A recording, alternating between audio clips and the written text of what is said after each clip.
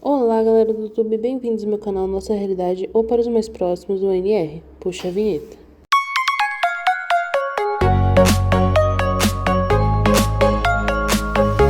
Meu nome é Rebeca Nogueira, tenho 21 anos de idade, estou me graduando em Engenharia Mecânica e no vídeo de hoje eu vou falar sobre o livro A Culpa é das Estrelas, de John Green.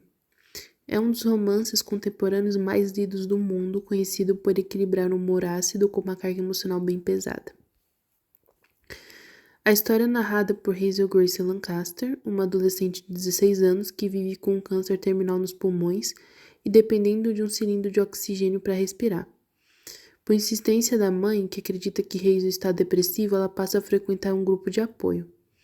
Então ela conhece Augustus Walters, que se autodenomina com o apelido Gus, que é um ex-jogador de basquete que perdeu uma perna para o osteosarcoma, mas está em remissão.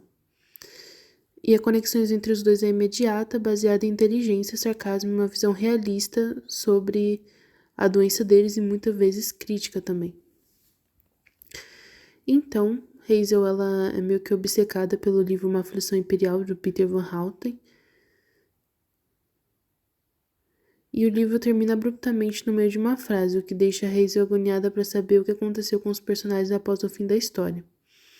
Então, o Gus, ele consegue usar seu desejo, que é concedido por uma organização para crianças doentes, e leva a Hazel para Amsterdã para conhecer esse autor. Então, a viagem que eles fazem é o ápice romântico do livro, mas o encontro não é muito bom, né? Na verdade, vira um desastre. Ele se revela um alcoólatra amargurado e cruel que se recusa a dar respostas. E meio que durante a viagem a dinâmica muda drasticamente, né? Porque a Hazel ela se via como uma granada que destruiria a vida de quem a ama ao explodir, que seria quando ela morresse, né? E Augustus revela que seu câncer voltou e se espalhou por todo o corpo. Então, no final, a Hazel acaba cuidando dele e os papéis são invertidos. O livro termina com a morte do Gus e Hazel descobrindo uma carta que escreveu para Van Houten que serve como um elogio fúnebre para ela, encerrando com a aceitação de que eles não podem escolher se vão se ferir neste mundo, mas podem escolher quem os ferirá.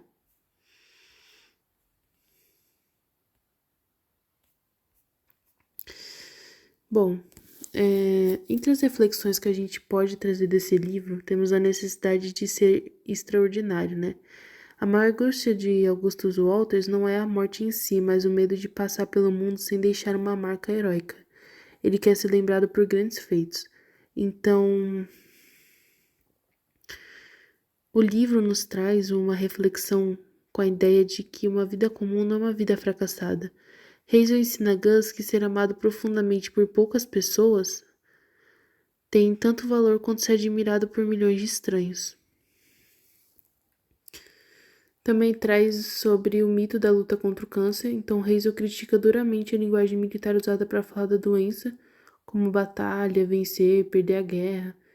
E a reflexão que isso nos traz é a metáfora que implica que se alguém morre é porque não lutou o suficiente ou foi fraco. O livro ele vai humanizar o paciente, mostrando que a doença não é um teste de caráter ou de força de vontade, mas um processo biológico aleatório e muitas vezes injusto. Outra reflexão que eles nos traz é que a dor precisa ser sentida. Então essa é talvez a fase mais icônica da obra. Em um mundo que tenta anestesiar sentimentos negativos, o livro ele vai pregar a aceitação do sofrimento como parte da experiência humana. Então, a reflexão que a gente traz, que a gente pode tirar, é que tentar ignorar a dor apenas a torna maior, e o luto e o medo são inevitáveis, e reconhecê-los é o primeiro passo para conseguir viver momentos de alegria genuína, mesmo em cenários diversos. Outra reflexão é o infinito dentro de dias contados. Então, Hazel e Augustus, eles discutem a matemática dos conjuntos. Existem infinitos números entre 0 e 1, como 0.1, 0.12, 0.112. Esse conjunto é menor que o infinito entre 0 e 2, mas ainda assim é infinito. Então, a reflexão é que a qualidade do tempo não é ditada pela sua duração. É possível viver uma vida inteira de significado em apenas alguns meses. O livro nos faz pensar o que estamos fazendo com o infinito que a gente tem hoje, né? E por último, o impacto nos outros, a metáfora da granada.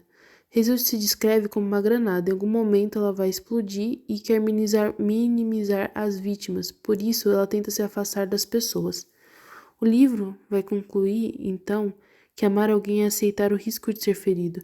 Tentar não causar dor aos outros ao se isolar apenas priva todos de viverem conexões reais. Como Gus escreve, você não pode escolher se vai ser ferido, mas pode escolher quem vai te ferir. Bom, são essas reflexões que o livro traz, e como classificação indicativa, eu diria que ele seria um juvenil, né, um young adult, que seria a partir dos 12 a 14 anos, né? A classificação no Brasil é de 12 anos, porque traz uma temática sensível, como a abordagem direta da morte, do luto, do sofrimento físico e emocional causado pelo câncer. A linguagem tem alguns termos de baixo calão e sarcasmo adulto. Tem conteúdo sexual, tanto no livro quanto no filme. A cena entre intimidade entre os protagonistas. Embora seja tratado de forma romântica e sendo desexplícita no filme, é um dos fatores que eleva a idade para 12 anos, né? E tem uso de substâncias. Peter Van Helsing é retratado como alcoólatra, o que introduz discussões sobre o consumo de bebidas como válvula de escape para o trauma.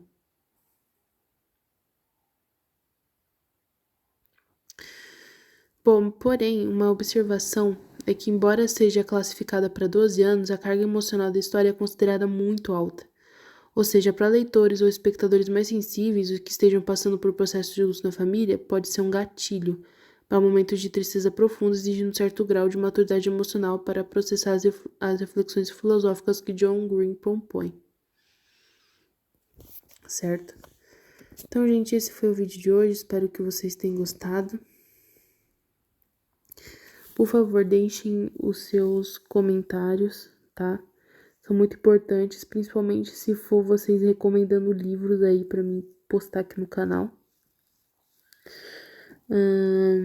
Também peço que vocês deixem o seu like, compartilhem, se inscrevam aqui no canal, ativem o sininho das notificações. E é isso, um beijo.